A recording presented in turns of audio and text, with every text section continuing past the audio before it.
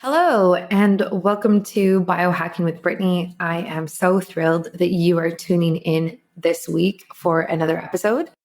This is a place where I talk about my health and nutrition and wellness and really just everything that I am going through on my own health journey. And today's episode is very much along the lines of that. We dive into so many different topics, but a lot of things I actually haven't thought about for a while. We talk about candida and leaky gut and parasites. And when I first started my health journey when I was about 16, those were actually the health issues that I had. So I've talked about my origin story with my health issues before, but essentially I was having a bunch of health symptoms and I didn't really know what was going on, and I eventually found my way to a naturopath, and she did some tests on me. I did like a hair mineral analysis test, which is like a functional lab, which is what it's called now. I also did a live blood cell analysis test, and that was very eye-opening, but it ended up being that we found these things that was going on. So I had candida overgrowth, I had leaky gut, I had parasites, and we had to do a full cleanse and really just work on it and take the time to kill off the candida overgrowth and repair my leaky gut and get rid of the parasites that I was dealing with at that time. And through healing those issues naturally, I fell in love with natural health and basically this idea of holistic health, natural health, healing in a way that is in line with nature, but also from a root cause standpoint. And so that kind of led me into so many different directions in my career and in my own personal health. And so it was really interesting doing this podcast episode to kind of go back to some of those topics that I haven't talked about in so long or even thought about in so long, especially candida. Like candida is something that we all have, and the overgrowth from candida is so common. So it was really interesting when we were talking about it in relation to hormones and fertility and miscarriages and birth risk and postpartum and all of these types of like motherhood concerns that a lot of people have versus back in the day when I was looking at candida, those types of things weren't even on my mind. So I am going to kind of dive deep into candida. So I am definitely going to look at his book and do further research into this because I'm so curious about the link between candida overgrowth and hormonal imbalances. So that's something I'm going to explore, and I definitely don't know a lot about right now, but I will look into it soon for sure. Thank you to, I think I said this last week, but thank you to everybody who reached out after I gave my biohacking conference podcast review. I got a lot of feedback from that review, and it has been so interesting to kind of make sense of it and navigate it. So I just want to say a couple of things. First of all, the people who are reaching out and like in low key inquiring about names and stuff like that, I'm not going to give names and I'm not going to say names because that's not the point. And I don't want to throw anybody under the bus directly like that. And I had someone reach out. Well, I've had a few people be like, who was it who did X, Y, and Z? Because I don't want to follow them anymore and I don't want to support their work. And it's like, it's not the point. Like the point is just to be able to have open, honest conversations and reviews about things. And there's no hard feelings or anything like that. And so you get to decide who you support and you follow. And I don't want to necessarily impact that directly. And what's also been interesting is the amount of people who've reached out who have agreed with what I've said and who've actually told me more. That has been so interesting. So, like I kind of said on that episode, there were some things that happened that were distasteful, I guess, in my mind. And I've had so many people reach out and be like, I saw that same thing. I felt that same way. And you don't know this, but X, Y, and Z happened last year, or this happened a few years ago, or this is something that I've been thinking about, or like, I know this about this. And so it's really interesting to kind of see it clearly now for everything for what it is.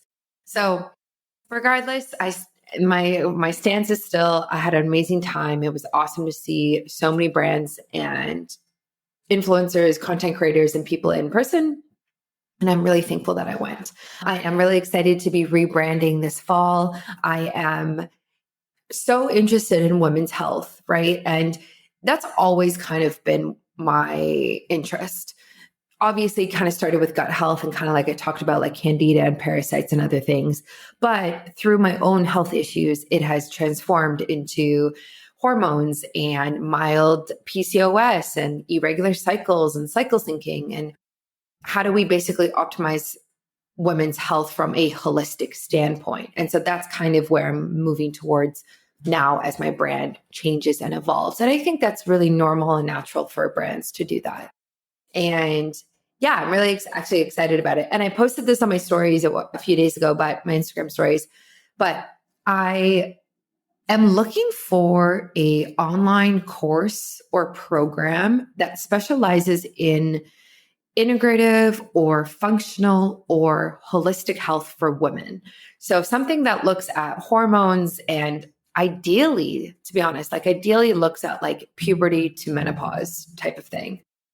That covers those changes that happen then, that covers preconception, conception, fertility, postpartum, breastfeeding babies, but also covers perimenopause and menopause. And I'm looking for some sort of like designation certification that does that. So if you know of something that really, really goes deep into women's health, please send it to me. I have scoured the internet. Okay. I am looking for something comprehensive. I don't want something that's only nutrition. And I don't want something that's really focused on being like a health coach. There is a women's health coach program out there. But the thing when I looked at it is like 2/3 of the program is focused on like running a business and teaching you health coaching skills, like coaching skills. And I don't want that. I am developing an online community right now through Mighty Networks, and it's going to also be an online course. And my skill set is very much focused on like software and like using software for creating online programs and courses and stuff like that. I don't want to do one-on-one. So I don't want to invest in something that teaches you coaching skills. Also, when I was studying to be a holistic nutritionist, I did a bunch of that. So I've already kind of done that. So I'm looking for that next level certification. And it sucks because I haven't really seen anything. And, I'm open to different schools. Like I'm open to a private institution or college or university. Like I am very, very open to studying in different ways. I'm just not seeing something out there that really gives me what I'm looking for, that says like, okay, let's solely focus on women's health. And here's how to support people. And here's what to do with endometriosis, or here's what to do with like fibroids, or, someone who has a hysterectomy, like this is the recommendations from a holistic standpoint. And here's the nutrition and the supplements and the lifestyle and the biohacks, right? That's kind of what I want to do and create this like space for women. So I'm not seeing that out there. If you see something or you know something, please, please, please message me. I don't care what country it's in. I don't care the cost. Like it doesn't matter. Just send it to me. My DMs are always open. So without further ado, a shout out to AG1. I love this powder. If you have been following me closely, you know that I am drinking a gallon of water a day right now. And let me be the first to tell you that this is so much easier when you have AG1. So I have a new Stanley cup. It got given to me from other ship, which is like a hot, cold place, sauna place in Toronto, Canada. Anyway, so they gave me this Stanley Cup and it's 1.1 liters. So I have about 3.5 of these a day. And one of them is AG1. And when I have AG1, it makes it so easy to drink because it's so tasty. It has minerals in it, vitamins, probiotics, prebiotics. It's so, so good for you. It's like a one and done, an absolute. If you have not tried AG1 at this point, you need to. Seriously, you need to. It's so worth it. Just try it. Try it for a month. Like, what's the harm, right? Like, you're just nourishing your body. You're kind of filling in all the blanks and the holes that might be there from your diet. So I really, really suggest it. Linked in my show notes and on my website, biohackingbrittany.com. I have a shop with all my affiliates. Go for it. And if you haven't grabbed a copy of my menstrual cycle guide, you need to right away. I created a guide called Ebb and Flow Cycle Guide. And this is all about cycle syncing. It teaches you how to live in harmony with your cycle, what food you should have during what phase, what supplements you should have during what phase, lifestyle, biohacks, everything during the different phases of your menstrual cycle. And this is a must. If you are, it doesn't matter where you are in your cycle phase, like maybe you're young and you're 20, or maybe you've had kids and you're like 45, whatever, doesn't matter. It is so helpful to understand your menstrual cycle and understand what happens, understand the hormones, and really what we need to do. I also talk about seed cycling in it as well. And if you've kind of been following me as well, I post a lot about seed cycling and the different seeds during the different menstrual phases. So the recipes are in there and you can grab that. I think it's $27. If you sign up on my website, there is I think it's 20% off even. Yeah, it is. So sign up for my free hormone balancing chocolate recipe. Then you get a 20% off discount code through there.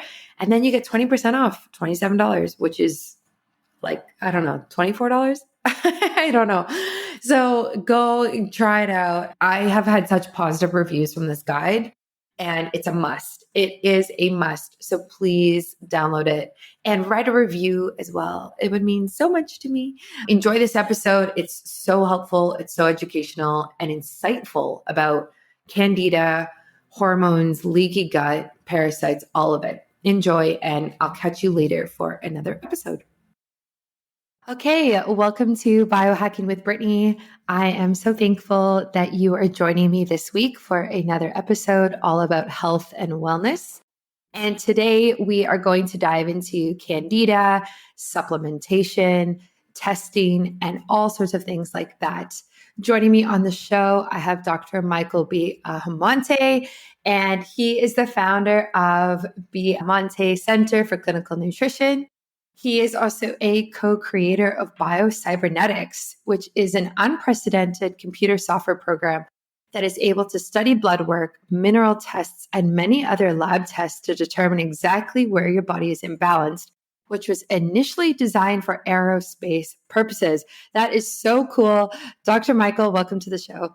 Thank you. Thank you, Brittany. I'm very happy to be here. I'm very happy to discuss the way nutrition and these naturopathic treatments should be done, because there are so many people out there who have a lot of false data. So it's good that we try to give people the right direction to go. Yeah, absolutely. So before we dive into all of that, can you tell us about your specialty and how you became involved in this field? Let's see. I was in naturopathic school, and in naturopathic school, my specialty was the interpretation of different testing, particularly blood work. What I specialized in was taking standard blood work like an SMA-24 or a SMAC-26 and being able to read into it from a nutritional standpoint. I studied the work of Dr. Kenneth Brockman, Jim Sema, many of these chiropractors who at the time were kind of like barnstorming and using kinesiology to match what they saw in blood work to be able to read way beyond what the average doctor would see when they looked at a test. Like, for instance, a doctor looks at an alkaline phosphatase level in the blood, and he thinks of whether or not the person has a broken bone or how the liver's functioning. We look at alkaline phosphatase and we can see your zinc status. We can see how your adrenal glands are functioning from that. And then he's thinking about that from the viewpoint of your kidneys. We look at the BUN and we know how it interacts with your anterior pituitary gland, which is something they would never think about. So these were some of the concepts we were using in doing this. And when I got out of school, I took a lot of this data and I helped the people who were developing the BioCybernetics system to give the computer this data so the computer could think further and expand its knowledge of interpreting blood work. And what ended up happening was the project actually was spending a lot of money. We were flying nutritionists in from all over the world, and we had everybody contributing to this project. And eventually, though, it became a workable model of the human body. The computer used a Fortran language, which is called table-driven. And we essentially had all of Harper's biochemistry and all of Guyton's physiology loaded into the computer. And we could give the computer a blood test on somebody, and it would run an actual simulation of their body. And as it's running the simulations of the body, if any of those blood test parameters were out and they were not in the right range, and by the way, we use a range that's within the medical range. How we get our range is we take the low end and the high end of the medical range, add them together and divide by 2. And then we go plus or minus 5 on either side. So when the computer finds an out point, the computer traces the physiology back from a nutritional standpoint, and it looks to see what nutrients are either in excess on that pathway or deficient, or if there's a toxicity on the pathway that's interfering with it. So we had this working model. NASA said, this is costing too much. We don't want to do this anymore. So we asked Grumman, because we were working for Grumman to do this. We said to Grumman, what do we do with this data we have now? So Grumman said, you guys can keep it. So we took the computer, we took all the data, and the 7 or 8 of us that were involved in the project, we started our own private practices using this computer. So patients would come to us, we'd get their blood work done, we get hair mineral tests on them and various tests. We put it in the computer, and the computer would give you this whole program for the person. And the programs worked great in about 75% of the people. And in about 30% of the people or so, people had strange reactions. They didn't get the results we expected. They actually took the vitamins and had. So I volunteered to find out what was different about these people and why it wasn't working on them. Some of the people we found weren't doing it correctly, as you always get. Some of them we found out were just having detox reactions. They were mercury toxic, or they had some kind of either toxic metal or a toxic. Nowadays, we have better tests to identify. So they were detoxing, so we found that, but then there was still this group of people, and it didn't make sense why they had these strange reactions and didn't tolerate the program. So I volunteered to take all their folders and study their folders and find a common denominator, and what I found out was they had Candida. So then I started to learn about it in a toxic way with Candida. But I didn't really know much about Candida, so I told these people, look, you have Candida, go to your medical doctor, tell him you have Candida, let him treat you. And when you're finished with the treatment, come back and we'll put you on the program. This is how naive I was. So these people would call me on the phone. They said, well, the doctor said there's no such thing as Candida, or said the doctor says everybody has Candida, so it doesn't make any difference. Get all these ridiculous things. So I said, well, do this for me. I said, go to see Dr. Robert Atkins, because I was in Manhattan practicing. I said, go to Dr. Atkins or go to Dr. Ronald Hoffman, because these are functional medical doctors. They know about Candida and they'll treat you. So people went, and then a couple of weeks later, they called me back and they said, well, that's much better. These people understood what I was talking about, and they gave me a diet and they gave me all these things. And I got better for a while, but then I started to get worse again, and I don't understand why. So I then decided I had to figure out how you what Candida was all about and how you handle it.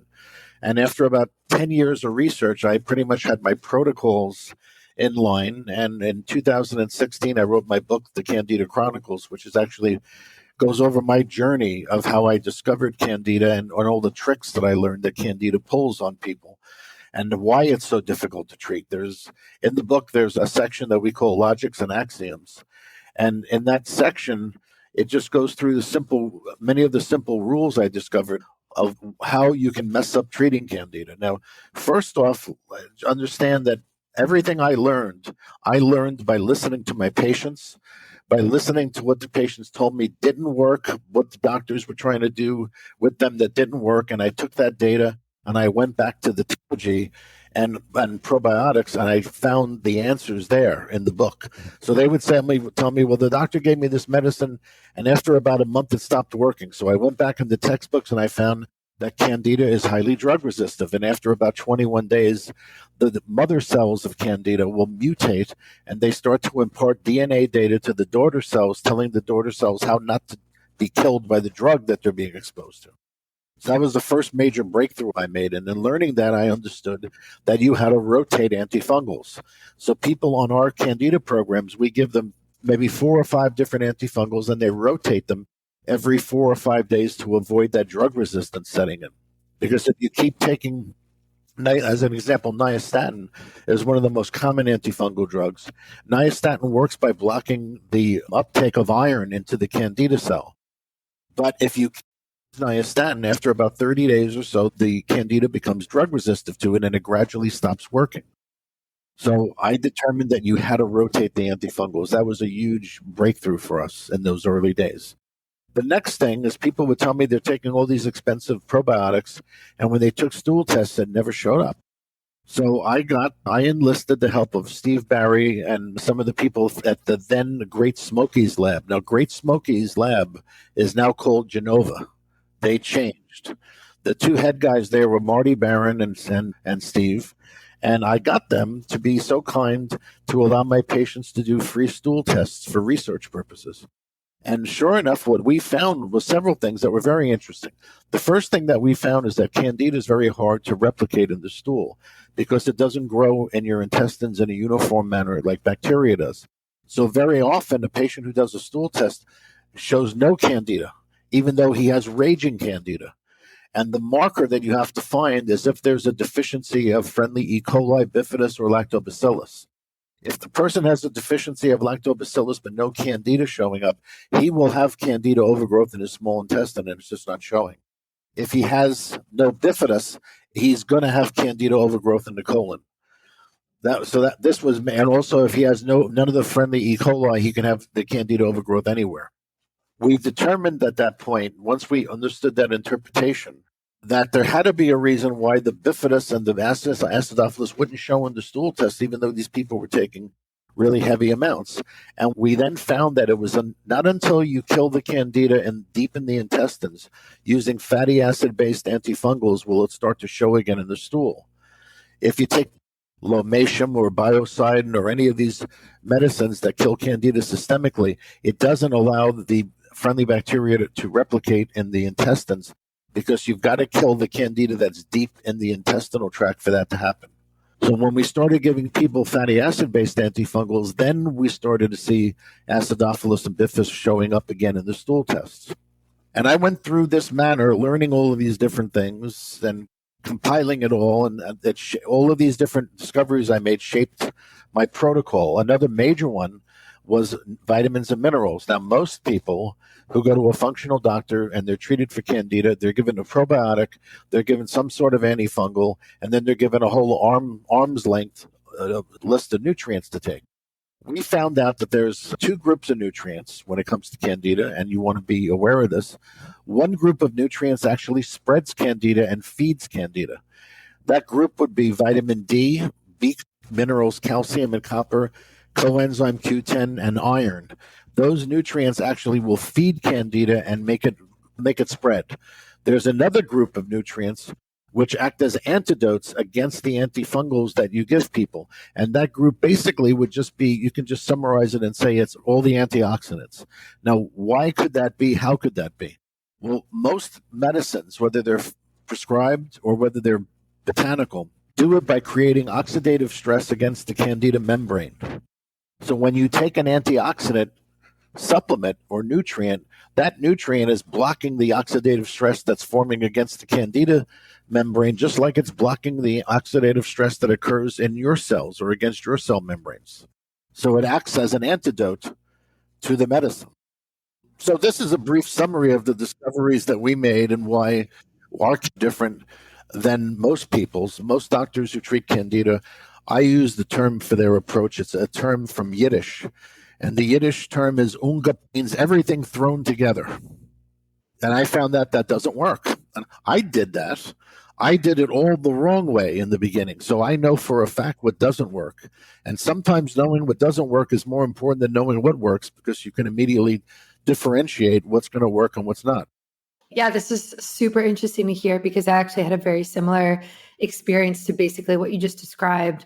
About like 10 years ago or so, I went to go see my naturopathic doctor, and I think it was a hair mineral analysis, or I also had a live blood analysis done as well. I don't know if you know what that is, but Oh, yeah, I've done them for years. I have actually have a degree in interpretation. yeah. So they picked up Candida for me, and I did exactly what you said. Like, I was put on a probiotic and a antifungal supplement.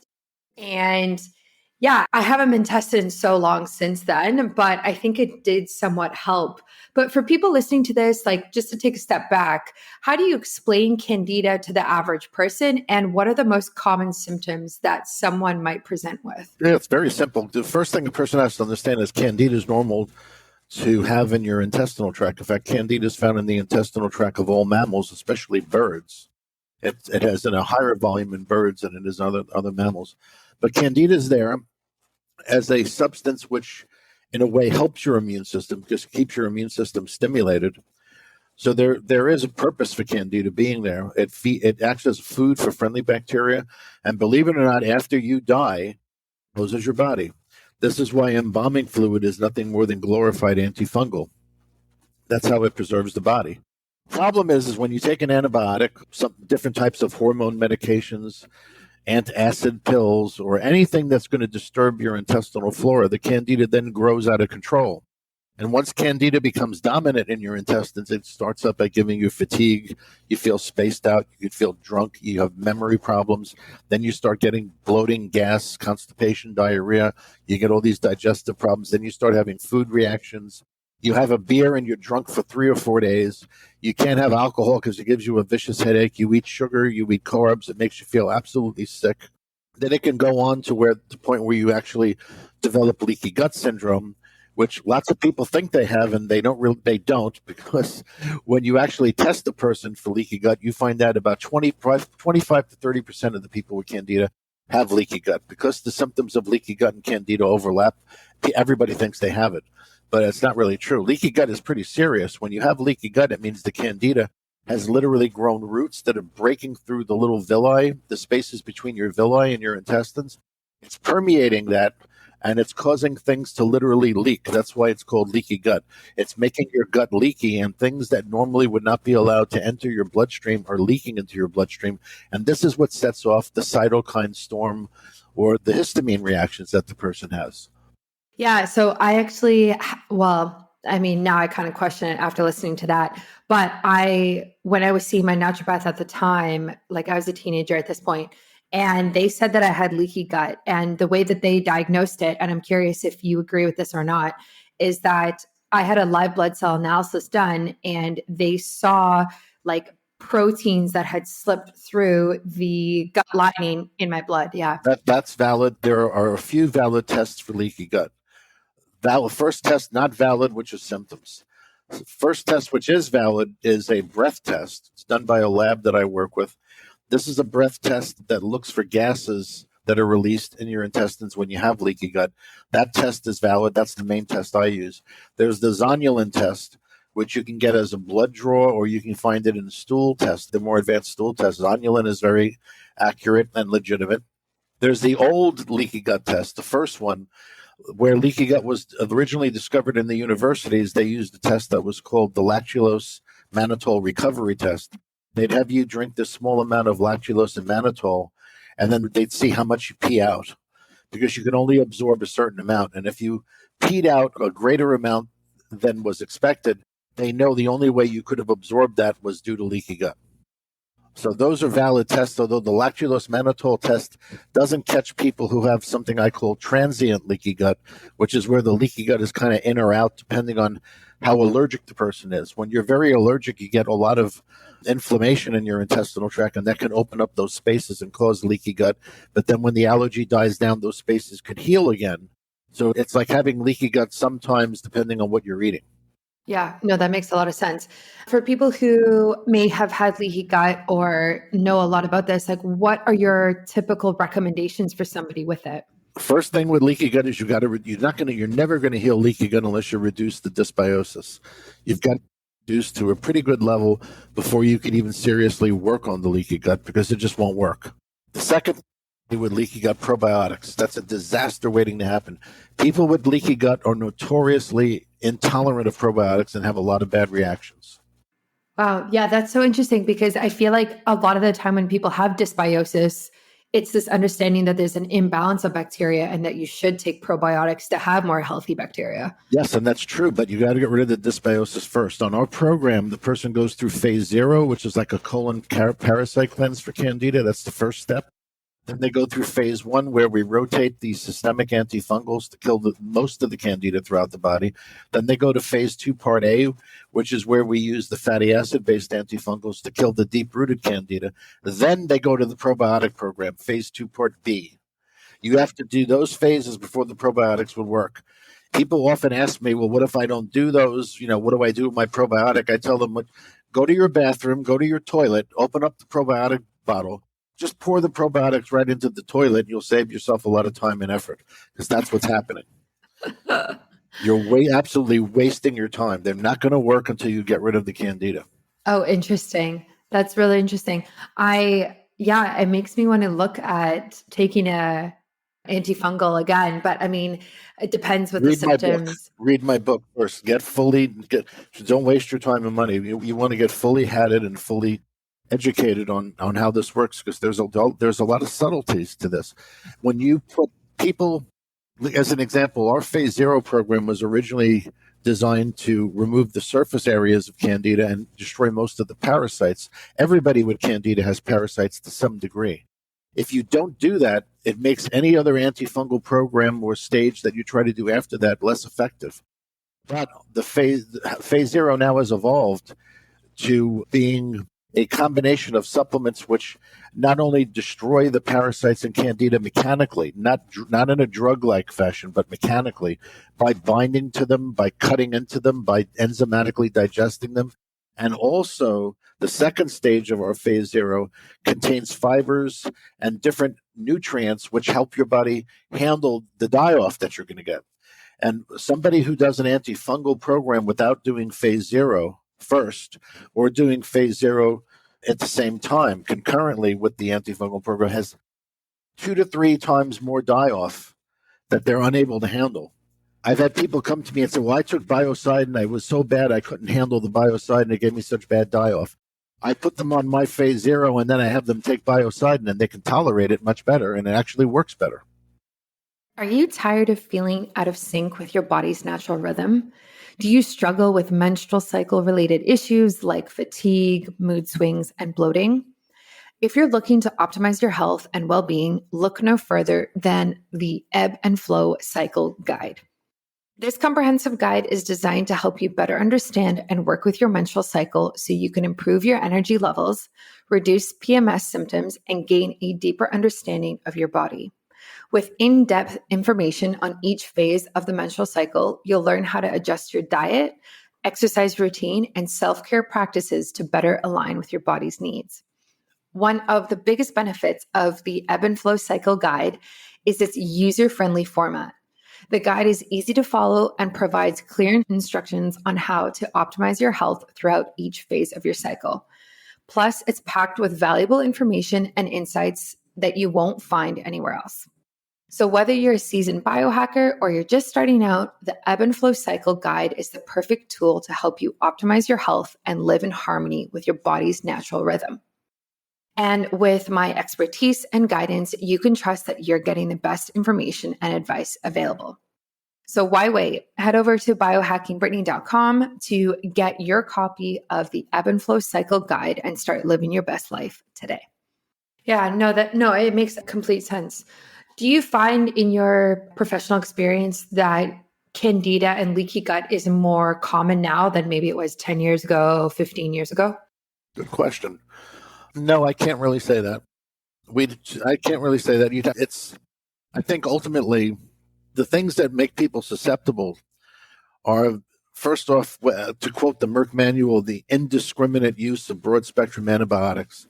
I think people maybe are now a little bit more aware of just not taking antibiotics because they've heard of antibiotic resistant illnesses. So maybe people are hipper to that. But as far as using prednisone, cortisone, estrogen medications, antacids, which are the other things that cause candida, I don't think that we've really learned or the public education is out there on that. Because those things cause candida just as easily as antibiotics. So I don't know about that. I'd have to say I don't know. Maybe people have a friend, or that friend has a friend who had candida. So maybe from that viewpoint, they may know a little bit more about it. But you couldn't tell by the amount of new patients we get with candida that it's any less prevalent. Interesting. So when you say estrogen medication causes candida, yes, estrogen makes it grow. It's very simple. Estrogen makes a fetus grow. Estrogen is a growth stimulator, and candida is highly estrogenic as an organism. It's very sensitive to estrogen. When a woman takes any kind of estrogen medication, it stimulates the growth of candida. A woman who has very bad PMS or who is estrogen dominant is one of your classic cases of somebody who's going to have chronic candida. Yeah, I was just thinking that because a lot of my listeners are female and we talk a lot about hormones and, preconception, fertility, all those types of things. So that's really interesting. And let's add something else to that, Brittany. A major reason women can't conceive is candida. Candida, low thyroid conditions, and copper toxicity are the three biggest unknown reasons to medical doctors why their patients can't conceive. Copper toxicity, is that related to being iron deficient? Like, what's the relation between those two? Let's say, copper helps your body attach iron to the heme of the hemoglobin. And there's a balance needed between copper and iron in order to have correct red blood cells. If you have excess copper, the copper will suppress the iron and not allow proper transport of iron and copper into your tissues and into the hemoglobin. So high copper can suppress iron. No, that makes sense because I have talked about it before on social media. And I was talking to a woman who said it's not necessarily that people are iron deficient, it's that their copper is actually imbalanced or elevated. Exactly. Yeah, or it could be deficient. It can go either way, which is the interesting thing about nutrients for a second. If we look at that, it was one of the third stage of our program is after we've gotten rid of the candida, we then do functional tests like hair analysis and different types or the oats test and many different types of functional tests to determine where the person's deficient or toxic. So a person finishes my candida treatment, the first thing they do on phase 3 is we test them for toxic metals and toxic chemicals that are in their body, because those are things that will interfere with proper nutrient utilization, and those are things that could cause the candida to come back. And you can be toxic in something, and the toxicity will cause a deficiency. So you've got to clear that out. And once you clear that out, now you can say the person has a clean slate, and now you can see what they're doing from a functional end, how they're doing nutritionally, what their balance is functionally. Now, at that point, you start to see where imbalances of nutrients are giving you the apparent deficiency. There's two ways to look at it. If you can have an elevated level of a nutrient or a mineral, and that is biologically unavailable to your body. It's not an absolute deficiency. An absolute deficiency is where the level is just low. Like a person has very low calcium and they develop osteoporosis. There's a different type of osteoporosis that can occur, which is where the calcium is biologically unavailable and they're building up what we have called for years the calcium shell.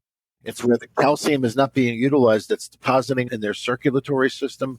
They're going to develop arterial sclerosis. They're going to develop circulatory problems due to this calcium that's dumping into their circulatory system, but it also dumps into their muscle tissue. So they're literally developing this like calcification from within. They have, when you test them, their calcium levels are really high, but it's not biologically available. And very often it's not available because they're deficient in magnesium, which keeps calcium soluble. They could be deficient in vitamin D, which transports the calcium. They could be deficient in a lot of things. But one of the things that's overlooked is thyroid. A lot of these people are low thyroid and low adrenal, so they can't utilize and keep the calcium soluble or available to their other tissues. And this is when you're looking at supplements, this is where people go wrong. There's a story I often tell when I first was in practice. I went out and gave out my business cards to all the dentists and the chiropractors. And this one dentist referred me a medical doctor who had prostate problems. So I met with this man, and the man told me his story. It was very interesting. He said that 3 or 4 years ago, he started to get prostate issues. He read in the literature how zinc was good for your prostate. So he started taking 50 milligrams of zinc every day. And his prostate got better in a few weeks. And then after a few months, it was totally cleared up. And in the true fashion of a medical doctor, he continued to take the 50 milligrams of zinc every day and never investigated any other possible connection. So after about 3 years of taking zinc every day, the prostate problem came back. And to his amazement, he said to himself, how could this be? I've been taking the zinc every day. I don't understand. So he starts taking 100 milligrams of zinc every day, and the prostate goes out of control. So he ends up telling the chiropractor, I don't know what to do about this. The chiropractor said, go see this nutritionist. The man came, he tells me the story. I told him immediately, stop taking the zinc and start taking copper. I had him do a hair analysis. He called me back even before the hair analysis came in. He says, I don't know what this is about, what you did, but the prostate's much better and the copper's working. So he had caused a copper deficiency by taking so much zinc for so long. That is the main mineral that your body mobilizes against bacterial infections. Copper is your body's natural antibiotic. The thymus gland mobilizes copper through your lymph system and uses it to basically electrocute bacteria. That's how copper works in your body as an antibacterial. So this man caused his own problem by taking the zinc excessively and not looking to see what balance he needed to have. Wow. That's so interesting. It's funny. It's not funny, but I can see where that person is coming from, because you kind of just want to take a pill or a supplement or medication and kind of just be done with it, right? Like, you don't want to have to reassess every year, but our health changes so much and the balances of things change so much that it's necessary. It's not how the body works. You see, the body doesn't work the way the medical doctor thinks it does. The medical doctors are very myopic. They get into specialties where you have the doctor who looks at your eye, and then he refers you to the doctor who can look deeper into your eye, who refers you to the doctor who can touch the eye, but he can only touch one part. And he's got to refer you to another doctor who goes into another part. So it gets ridiculous after a while. You start to lose the understanding of what the body is. The body is a biological self-regulating mechanism. That's where we got the word BioCybernetics from. It's a biological self-regulating mechanism, and in order to self-regulate each other, it has different pathways and feedback loops that are really important, that where the body communicates within itself. That's how it works. And if you don't understand that and you're not looking at that and taking all that into consideration, then you end up being in the situation where modern medicine is. Modern medicine is great for operations, it's great for crisis, it's great for accidents, but in terms of healing any kind of chronic condition, I'd rather go to a monkey. Because in this country, there are states in this country that say it is illegal to say that you can cure certain illnesses. And why they say it's illegal is because the drug companies haven't yet said they have a drug that cures that illness. So that's pretty stupid. And that's what you're up against. I know. It definitely feels like an uphill battle a lot of the time. So someone listening to this is why, Brittany, someone like you is so important, because you're educating people and you're making them aware that we already have technology out there that can help them with a lot of things. It's just they don't know about it because the doctor to them, some people still have the God complex. The doctor is God. And if the doctor doesn't know about this, then it doesn't exist. Well, most of my friends are medical doctors, and typically what they will joke around and say is that by the time they graduated medical school, they were already 10 years behind. Wow. So for the average person listening to this who is super on board about being proactive about their health, and they're open to a naturopath and a nutritionist and all these different people who can help, where do you recommend they start, and how do they kind of stay on top of this year after year to make sure that there's no serious imbalances happening? The doctor of the future, I'm not going to totally quote the quote because it needs to be amended, but the doctor of the future is going to pay more attention to diet and care of the body in that sense than he is going to give medicine. That's a Not the exact quote of Thomas Edison who said this, but I will go further and say the true doctor of the future is going to be a doctor who will, you're going to go to him and he's going to do one of the modern nutritionally, medically oriented genetic tests. 23andMe is starting to come up with one, although they're not really there yet. But there are individual companies out there who are doing very good genetic, nutritionally oriented medical tests. Now, what that is they take a sample of the cheeks, the swab, they swab your cheeks, they get the cells, they get the mucus, they send it to the lab. The lab will give them a report on all your genetic errors. And it's going to say, well, he could be prone to cancer because he's prone to having a problem with certain toxicities. He can't tolerate certain toxicities or something like that. You have to understand your genes, and then you have to look functionally at how your body is. So the doctor of the future will do both tests. He will do functional tests that will determine your levels of toxicity, how well you detoxify, what your levels of nutrients are in your body, how well you utilize those nutrients. It's a waste of time to get a blood test that just tells you the levels of vitamins in your body. It's a complete waste because the body's utilizing the nutrients. You need to get tests, functional tests, that actually go beyond just what the level is, but tell you how you're utilizing it.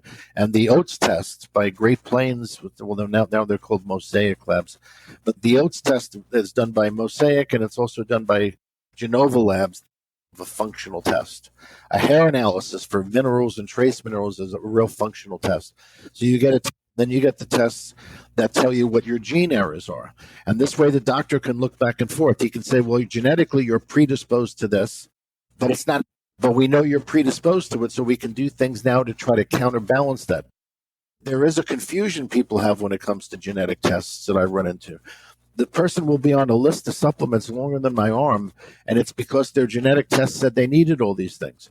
And what they don't understand is that a genetic test doesn't tell you what's happening now. It only tells you what could happen. When someone understands genetics and they understand telomeres and they understand how everything works, they find out that when you do a genetic test, the genetic test doesn't say you have these problems now. It says let's say your susceptibility to having these problems are because your genes are programmed to have them. But that doesn't mean it's happening now. It still does. So you have to have two angles. You have to have the functional test, which tells you where you are now, and then the genetic test that tells you where you could go. And that's what the doctor of the future will do. Yeah, absolutely. So I've had my genes done, and it's really helpful because it's like a blueprint, right? So it says like, this could happen. You're more susceptible to this. You're more prone to this, but it doesn't mean it will happen. And it doesn't mean it won't happen. So it's just like one of those things where it's good to know and it's good to refer to. And when you do a gene test, you never have to do it again because your genes do not change. So that's true. You have it and you kind of have it for life. So when I did it, I did the full, like I used a local Canadian company here and I did the full spectrum and it was wonderful. I've also had the hair analysis done. And what's interesting with that is the criticism that I've heard about the hair analysis test is that when you take it, it's like the hair that's grown out was from the last like 2 or 3 months. So it might actually not represent what's going on in your body at the current time. What's more true is that you have to repeat the test every 4 months or so. But that is true. It may not be exact what's happening at that exact moment, but it's way close enough. It's way close enough to be functional. But when you do the hair test, you do have to repeat it every 3 or 4 months so that you can see the changes. And so you can adjust for that because the test is going to show you what's changing or what's not changing. And either way is really important. Yeah. Oh, for sure. Oh, it definitely is important. I've heard about the hair test, which are that the test doesn't agree with blood. And there was one person telling me the reason doctors are quote, getting away from the hair test, which is nonsense because these labs are busier than ever, is because they were saying it doesn't agree with a blood test. Well, that's stupid because it's not the same thing. Anybody who's looking for a hair test to agree with a blood test is an idiot. They don't understand you're dealing with two different things. Hair represents storage in your tissues. Blood represents transportation. It's not the same. They're not going to agree and they shouldn't agree. My next partner I want to talk about is Athletic Greens. So I take AG1 by Athletic Greens literally every single day. And I first gave AG1 a try when I was traveling to Costa Rica. I really wanted something to support my gut health, boost my energy, keep my immune system in check, and really just support me while I was traveling and not home. I quickly fell in love with it. And now that I'm back in Canada, I still take it every single day. And I take it in the morning before I have any type of coffee. Typically, it's like the first thing I have in the morning. And it makes me feel just fantastic. I feel like I'm starting my day off on the right foot. I feel like I'm covering all of my nutrition needs right from the get go, which is super important and such a healthier way to start than just having coffee on an empty stomach right away. So I'm just obsessed with taking it. And if you want to take ownership of your health, today is a good time to start. Athletic Greens is giving you a free, 1 year supply of vitamin D and 5 free travel packs with your first purchase. So those are the same travel packs that I took when I was flying. Go to athleticgreens.com/biohacking with Brittany. That's athleticgreens.com/biohacking with Brittany to check it out today. It's also linked in my show notes and on my website everywhere. Yeah, no, that's really good to know. I get my blood tested a lot and I don't get my hair tested a lot, but this is making me want to retest it because I think, like you said, like there's a difference between your results there. Yeah. Who knows how to interpret the test? And that's something usually the people who know how to interpret the test the best are the ones who use trace element zinc. Trace element zinc has the best interpretation of any lab by far. Dr. David L. Watts, who's the owner and the head of research, is probably the world's greatest expert on minerals and trace minerals. And he does the interpretation on the test. So that is the place to go. That's where you'll get the correct data. Okay. And are they available in Canada or is that only in the States? I don't know 100%. Okay. You'd have to. I know they're available overseas. So if they're available overseas, I don't know why they wouldn't be available in Canada. Is it an at-home test? Yeah, you would cut the hair at home. They give you a little kit. There's a cardboard scale that you kind of put together to weigh the hair because you have to have 0.4 grams, which is about 2 tablespoons. Yeah. Oh no, that's great. That's really cool. Like the last time I did this, it was with a naturopath, like in the clinic. So I'm happy to hear that it's at home and it's just more accessible to people now. Most everything is now at home. So you can do just about anything. Yeah, exactly. For people, especially for women, like I said, a lot of my audience is women and they are either trying to get pregnant or they're in their preconception, detox era right now. What do you recommend they do? Do you recommend that they start with a hair and mineral analysis test or maybe a candida test? Like, is there anything that you think would be pivotal that they should do before getting pregnant? Well, if a woman knows she has candida, she doesn't want to get pregnant because one of the most horrible things you've ever seen is a child who's born with candida from the mother. They're born with eczema, asthma, allergies of all kinds. They're that kid in the school who was always too sickly to participate in gym. It's just terrible. A kid's born with candida. It's a long road, and I tell you, I've treated enough of them. It's a long road, so you don't want that. You want to get rid of your candida before you can become pregnant for sure. And if you have candida that's more than the average person, is it for sure that you would pass that on to your kid if you're pregnant? Like, does Yes, that always happen? absolutely. Okay. Always happens. Because of the proximity of where the candida grows and the birth canal, children almost always pick up large amounts of candida as they go through the birth canal. Yeah. I figured it would be through the birth canal, but I was also just thinking, like, even if you do a C-section, but C-section is, believe it or not, the way you can avoid that problem, but that's not. People obviously don't want to do that. You want to have a natural birth, but if you do and you have candida, it's no good. But if a person isn't conceiving, one of the first things they want to do is check and see if they have candida. They want to take their body temperatures. And if their body temperature is consistently below 97.8, they want to strongly consider that they have a low thyroid problem, a thyroid problem that's undiagnosed. And if the listeners are interested, we just released a new thyroid program that's based on the work of Dr. Bruce Rend, Weston Childs, and also David L. Watts from Trace Elements. We have 3 areas of major missing information on thyroid that are covered by this program. And if your listeners want, they can email me and we can email them the article. Yeah, I would love to read that. So for that body temperature, you said 97.8, right? Below 97.8, the person has a functional thyroid. But what about during the menstrual cycle when the first half of your cycle is lower before you ovulate? Well, what the person wants to get an average for the month of their temperatures. Okay. Yeah, I just, because that's what they want. Yeah, I take my temperature every morning, so I know it very well, but I've never calculated the average over 30 days. So that would be you want to do it actually three times a day, and your temperature is going to change. It's going to be lowest in the morning, and it's going to be tends to be higher as the day goes on. It's just like your pH. That's a very confusing thing for people. Your pH is the most acid in the morning because your body's excreting acid wastes. And then as the day goes on and the more you urinate, the more alkaline your pH becomes, and that's normal.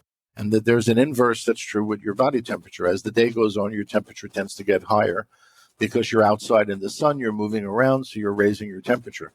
That's why, in a sense, the temperature first thing in the morning before you even get out of bed is very reflective of your metabolism at an idle, but it's still useful to see your temperatures at other times of the day because it shows how your body's responding to your thyroid hormone. interesting. Yeah, I mean, I'm gonna take a look at that further because, yeah, like I said, I track my temperature to simply just track my menstrual cycle because it shows when you ovulate and when your period's coming. So yeah, that's really, really interesting, especially thinking about like fertility and everything like that. And I'm sure like so many women and couples in general are really struggling with infertility these days, which has increased in the last 20 years. So it used to be simple. 20 years ago, I had patients who had these T-shirts who were saying, "Dr. Biamonte got me pregnant." It was very funny. But the point was then, people with Candida wouldn't conceive. People who were copper toxic wouldn't conceive. What the problem was pretty easy to find. Nowadays, the more polluted our environment gets, the more xenobiotics we have in the environment. There are so many xenobiotics that are estrogen imitators that they act like a constant birth control in people. So the best rule you can pass on to the people is be really careful with what personal care items you use, that they don't have a lot of xenobiotics and phytoestrogens, which get in your body and trick your body into thinking your estrogen's higher than it is, because that acts like a natural birth control. Try to eat everything organic. Stay away from GMO foods because GMO foods are absolute poison. That's why they're banned throughout Europe. You can get GMO foods here in the United States. You can't get GMO foods in most places in Europe because they've been banned. And GMO foods are one of the things that mess up your DNA. Unfortunately, I'm going to say this, it may not be politically correct enough, but the COVID vaccine is another major reason why somebody wouldn't conceive. Because the COVID vaccine creates absolute bedlam in your body. And some people, depending on their genes, it's going to hit them faster and harder than others. But I can tell you, since COVID and since mass vaccinations, my practice has doubled. And the people who've had vaccines and come to us with all these side effects. So the vaccine is another reason why somebody who has been vaccinated has to go through a detox program to detoxify from the vaccine. And I have several different versions of it that I've developed with the help of some other doctors, where we can detox the spike protein. It's supposed to leave your body within 6 months. Now, since there are blood tests available to test for the spike protein, we find people that have it ever since 2-3 years. It's still not out of their body. Wow. I am super curious to doing that because unfortunately I got vaccinated and don't want to talk about it. But I have been talking to another friend of mine who actually has a detox program as well. She's been helping women who have been vaccinated here in Canada. And it's really interesting, but I'm super curious what yours says and what yours recommends because detoxing the vaccine is number one. First, make sure that any DNA from the virus itself is out of your body. You want to use things that are going to destroy the virus and destroy the virus DNA. The second thing, what destroys the spike protein are enzymes. Bromelain has been found to destroy it. Serrapeptidase has been found. Chymotrypsin. There's a whole list of enzymes which can destroy the spike protein, and when you combine them with quercetin, they work much better. Also, the trace mineral germanium helps to destroy the spike protein.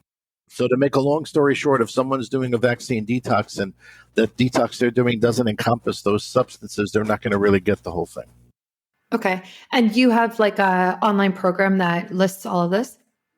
No, we don't, because it's different for everybody. For everybody, it has to be modified a little bit differently. So we have to do labs on the person and talk to them, get their history, get their symptoms in order to come up with the program that's right for them. Right. So it's like a one-on-one program essentially working. And if your listeners want to read a book that will absolutely blow their minds, you won't get past the second page of this book, and you're going to be reeling.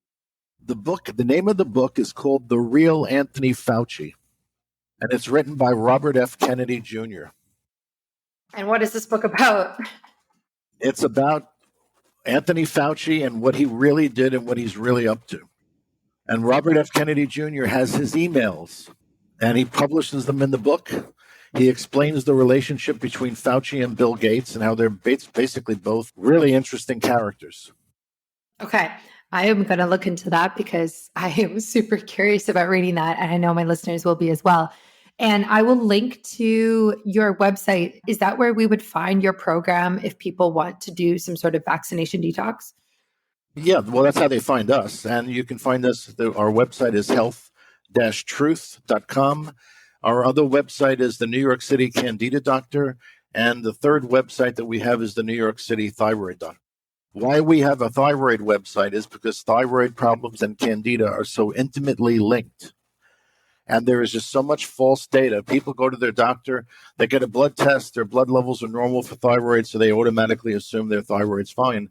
And that's only looking at 1/10 of what's happening with your thyroid. The level of hormones in your blood from thyroid only tell you that your thyroid gland is making the right amount of hormones. That's maybe 20% of the story. The other 80% is how well are the hormone receptors for thyroid accepting that hormone, and are they metabolizing the hormone? For those of you who remember some of their biochemistry from high school, your thyroid hormone enters the electron transport chain, and then through the electron transport chain, it goes to the Krebs cycle to actually ignite in your mitochondria your food substances into heat and energy. That's why your body temperature is actually your best reflection for how your thyroid is working. Because if you're not making heat and energy, your thyroid hormone is not being utilized correctly. Yeah, no, that makes a lot of sense. I will link all of that in the show notes and on my website so people can find you. Thank you so much for coming on my podcast. This has been so informative, and I'm so excited to kind of dive in further to some of these topics that you have talked about. Best thing to do is get my book, The Candida Chronicles, because it goes through so much more in detail that I could do in 3 hours on your show. So you'll learn everything that you need to know right there. Perfect. Yeah, I'm going to get that one, and I'm going to get the other one that you mentioned as well, because I'm always curious about these types of things. There's a very good book that's written by Dr. Joseph Mercola. Have you ever heard of him? Yes. Yep. Dr. Mercola, a good friend of mine, wrote a book that's called The Truth About COVID-19 and the economic recess and the lockdowns and whatnot. And he names names. So that's also a very good book. Yes. Yeah. I've actually seen him speak before, and he's great. And I've followed him for a long time. So I think I have his other EMF book. Yeah. EMF, yes. Which is also very interesting. Any man, in my opinion, who is willing to pay millions of dollars a year in legal fees to be able to speak and get the truth out to people is worth something in my book. Yeah, absolutely. No, I couldn't agree more. Well, this has been awesome. Thank you so much. And I will put all of this in the show notes for everybody listening. Great, Brittany. Thank you. Thanks for listening to another episode of Biohacking with Brittany. If you're interested in finding the show notes or the sponsors for this episode, you can do so on my website, which is biohackingbrittany.com. Remember to follow me on Instagram, where I'm most active. My handle is @biohackingbrittany. And if you're interested in working together and you want to email me directly, you can do that.